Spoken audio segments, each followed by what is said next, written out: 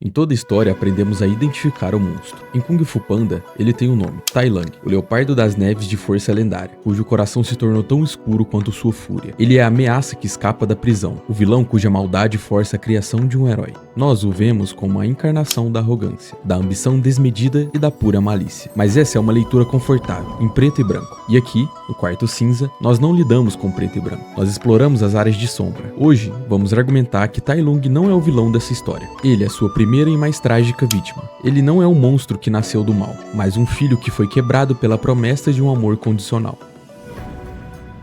Sua jornada é uma das mais profundas e dolorosas advertências sobre o perigo de se construir uma identidade não sobre quem você é, mas sobre o que esperam que você se torne. Toda tragédia começa com um momento de esperança. A de Tai Lung começa com um ato de compaixão. Ele é um filhote abandonado, deixado aos cuidados do mestre Shifu. E Shifu, vendo o potencial naquele pequeno ser, não o adota apenas como aluno, mas como um filho. Ele derrama sobre Tai Lung todo o seu amor, toda a sua esperança e, crucialmente, todo o peso de uma única e esmagadora expectativa. Shifu não apenas treina um prodígio, ele molda, desde o primeiro dia, aquele que decidiu que seria o dragão guerreiro.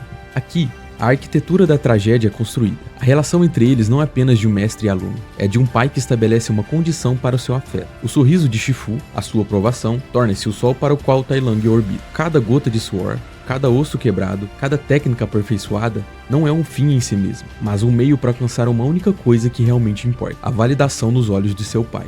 Não era seu destino ser o dragão guerreiro, não pode me culpar por isso! Como não posso? Quem encheu minha cabeça de sonhos? Quem me fez treinar até meus ossos quase se partirem?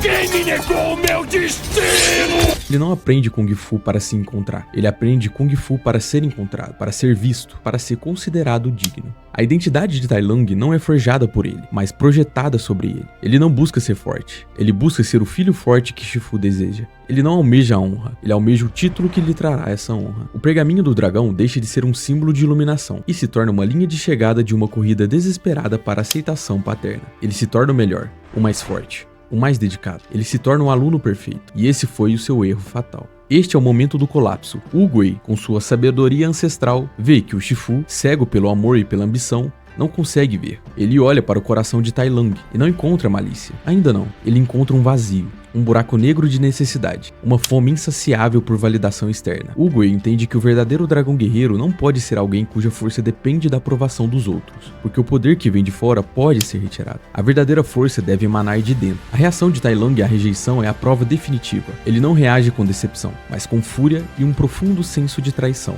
Seu grito para Shifu é a chave de toda a psique. Eu fiz tudo o que você me pediu. Ele não diz, eu me esforcei. Ele diz, eu obedeci. Ele não diz, eu mereço. Ele diz, você me prometeu. Naquele instante, ele não é um guerreiro sendo negado um título. Ele é um filho cujo pai, após uma vida inteira de promessas, se recusa a lhe entregar o amor que ele acreditava ter finalmente conquistado. E o silêncio de Shifu nesse momento é a facada final. O pai que criou a fome se recusa a alimentá-la, e a fome se transforma em fúria. E aqui, precisamos falar sobre o símbolo no centro de tudo, o pergaminho do dragão. Shifu, Tai Lung e todo o Vale acredita que ele contém um segredo místico, uma técnica definitiva para o poder ilimitado. Eles acreditam no ingrediente secreto. Eles veem o poder como algo externo, algo a ser lido, aprendido, e é por isso que nenhum deles era digno. O pergaminho é, na verdade, uma superfície dourada e reflexiva, um espelho. A sua mensagem é a mais profunda e simples lição do taoísmo. Não existe ingrediente secreto. O poder não está em um pergaminho, não está em um título, não está na aprovação de um mestre. O poder está simplesmente em você. A força máxima é alcançada não quando você se torna algo mais, mas quando você aceita plenamente quem você já é. Tai Lung jamais poderia entender essa mensagem. Sua vida inteira foi uma negação de si mesmo em favor do ideal que Shifu projetou. Se ele olhasse para o pergaminho, veria apenas um leopardo indigno,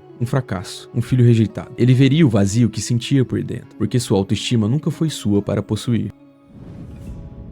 Po, por outro lado, é o anti-Tai Lung. Ele é a personificação da autoaceitação. Ele não tenta esconder que é gordo, que é desajeitado, que é um fã fanático. Sua jornada não é sobre se transformar em um ideal, mas sobre aprender a usar suas próprias características únicas como força. Ele já havia aprendido a lição do pergaminho como a sopa do ingrediente secreto de seu pai. Ele entende que as coisas são especiais porque nós decidimos que elas são. Quando Po olha para o pergaminho, ele vê o reflexo de um panda que ama Kung Fu e aceita a si mesmo. E nesse momento de pura aceitação, ele se torna o verdadeiro dragão guerreiro. A tragédia de de Tai Lang é tão poderosa porque ela é um espelho para a nossa própria cultura. Vivemos em um mundo que é o Palácio de Jade de Shifu em escala global. Somos criados para buscar o pergaminho do dragão, o diploma perfeito, o cargo dos sonhos, o corpo ideal, o número de seguidores das redes sociais. Somos ensinados desde cedo que o nosso valor está atrelado às validações externas. Nossa sociedade, como Shifu, recompensa o esforço e a perfeição com sorrisos de aprovação, mas nos deixa despreparados para o fracasso. Ela nos ensina a fome por validação, mas não nos ensina a nos nutrirmos por dentro.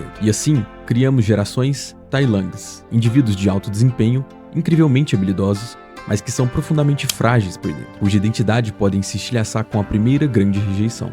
A cultura do burnout, a ansiedade, a depressão, são os rugidos de Tai Lang dentro de nós. O grito de uma alma que fez tudo o que foi lhe pedido, e ainda assim se sente vazia. No final, Tai Lang não foi derrotado pelo poder do dragão guerreiro, ele foi derrotado pela filosofia que ele representava. Ele não conseguia conceber um poder que não viesse do esforço, da dor e da superioridade. A ideia de que um panda gordo e preguiçoso poderia ser escolhido era um insulto a todo o seu sistema de crença, a todo o sacrifício de sua vida. Sua história é o conto de advertência definitivo. Ele é o lembrete trágico que você pode ser o mais forte, o mais rápido e o mais talentoso. Mas se sua motivação for apenas preencher um vazio que apenas a autoaceitação pode curar, você passará a sua vida inteira faminto. Tai Lang não precisava do pergaminho do dragão. Ele só precisava que, uma vez, há muito tempo, Shifu olhasse pra ele e dissesse: "Eu te amo, não pelo que você pode se tornar, mas simplesmente por quem você é."